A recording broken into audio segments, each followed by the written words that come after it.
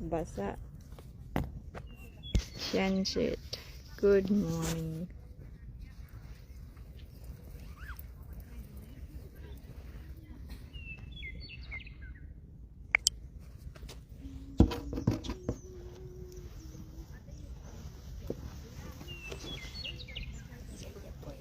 Alam mo, gusto ko yung sound ng ganyan.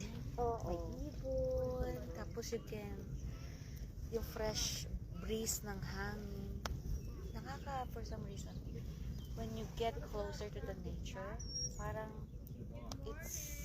it's more conducive to pray. Parang nakakakunik ka kay God ng, alam mo yun, kasi parang you're close to His creation din, kasi parang, oh, Lord, thank you for this, thank you, appreciate mo yung buhay. I'll give you my squishy that I have.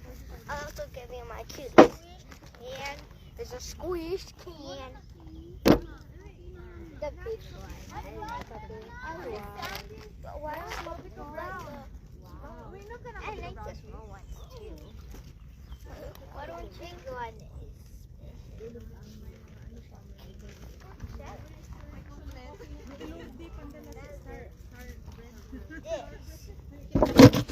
Whoa. I squished it. Nadapa. Yeah, it's okay if you do this. It's okay if you do this. Not the floor. Ooh.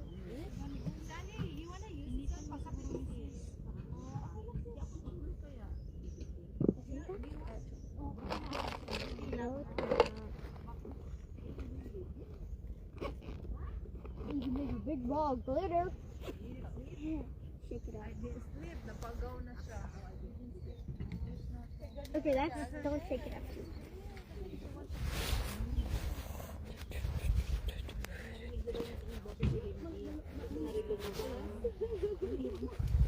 Sis, may kape dyan sis. If you want coffee, uminom ka ng kape.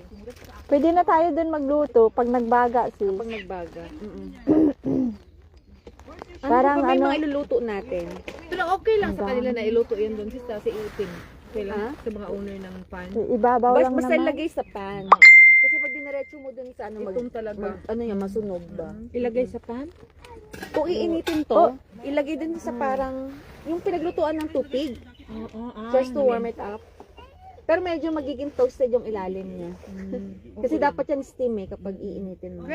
Pwede ba maglagay ng kape doon sa ano? Sa pula? Yun. Yung baso natin. Oo. Basta hindi boiling. Na, Oo, sir. Pero